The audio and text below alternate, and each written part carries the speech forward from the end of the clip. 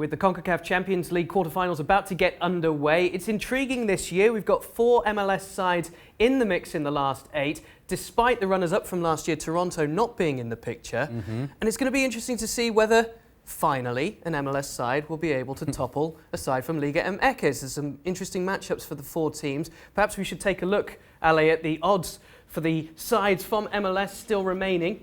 New York Red Bulls, Atlanta United debutants, of course, Sporting KC, great win over Toluca in the last round, and Houston Dynamo as well. The outside bet, perhaps. Who's your money on? Sporting Kansas City. And the reason I picked Sporting Kansas City because they've already proven that they can beat a Mexican team. They did so in an impressive manner against Toluca, dominant at home, and then they went to Toluca and they had the Mexican fans all laying their own players. That is impressive. If you are able to do that, it's because you have a team and a core group of players that believes in what they're doing. They're very clear about their identity. They understand who they are as a group. They play with great energy, great intensity. I see them with the best chance, certainly to advance past the quarterfinals, and so therefore with the best chance to win this whole thing. See, by beating Toluca, they gave themselves the opportunity to play against Independiente from Panama. Now, some people are going to tell me, well, but they beat Toronto. Well, I don't care, because Toronto was all over the shop. And there are certain things going on in Toronto that maybe we're not privy to, that we looked at a team that was not ready to go and might have taken this competition in a different manner than they did last year. Maybe trying to get off to a good start in MLS and sacrificing whatever happened in CONCACAF Champions League. They did not play well against Independiente, but let's not forget that Independiente de la Chorrera in Panama, this is a team that honestly, not many people know a whole lot about.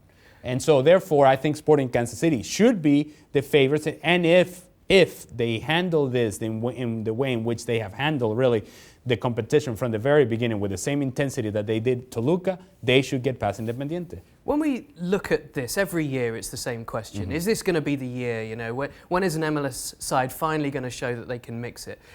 Is it better to flip that around and say, well, what's standing in their way? In the past, it's been fixture congestion, but has that changed with resources? The squad's getting better and bigger for MLS? Have they managed the start of the MLS season a little bit better? Have they got more experience now under their belts? Do these sides not fear the Liga MX sides anymore? Well, I think there's something to be said about having success against Mexican teams. They're really are considered to be the top opposition in this competition. And so you'll get to see how you measure up.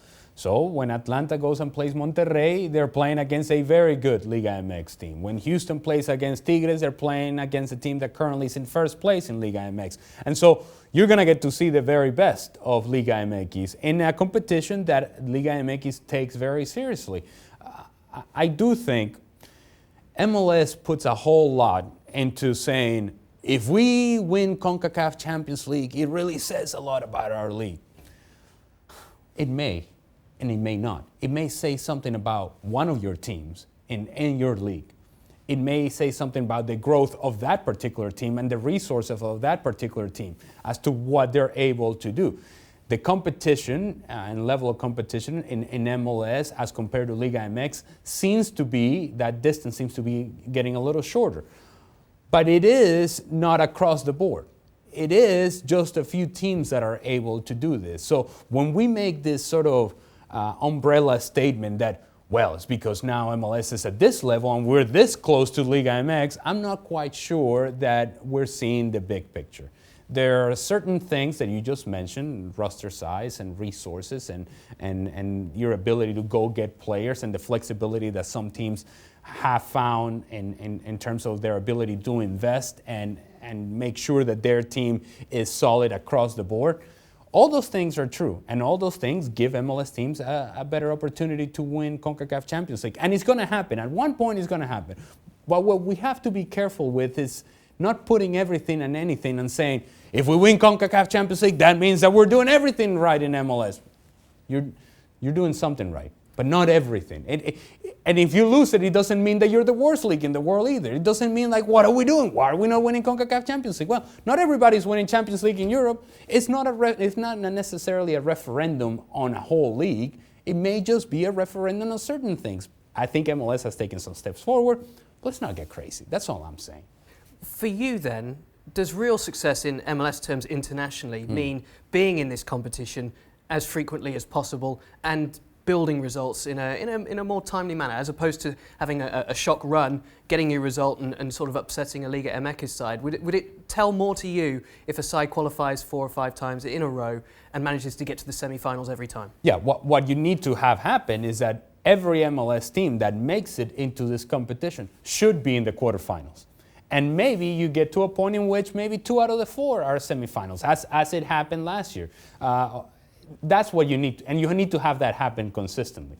See, you cannot have Toronto losing to Independiente. And I don't care what are the struggles in Toronto, just on resources alone, on infrastructure, logistics, on resources, you cannot lose to a club like Independiente. That's embarrassing for MLS, and it's certainly embarrassing for Toronto FC. So what needs to happen is finding a consistent run of teams that they're in the quarterfinals, they're in the semifinals, that you're in the finals every single year, that you have a presence, that it's not just, we're going to get to the quarterfinals and then Liga MX teams are going to take over and see you guys later. You need to show that you can do this over the course of years. And when that happens, then you can have this discussion as to, okay, where are we as compared to Liga MX? Which, by the way, I think it's a pointless discussion. Because if I'm MLS, I'm embracing who I am. I'm embracing my place in the market. I understand that I'm a better league now than I was 20 years ago, that we continue to grow, that we have new stadiums, that we have new teams, that you've generated excitement in markets. Appreciate that. Who cares what's going on in Liga MX? Appreciate your product. All right, well, that's top stuff. As always, Ali, we're going to find out. Don't get me fired up. I know. It's great to see the MLS sides outnumbering the Liga MX sides in the quarterfinals. As the first legs get underway, we're going to have another test to see just where MLS sees itself this year.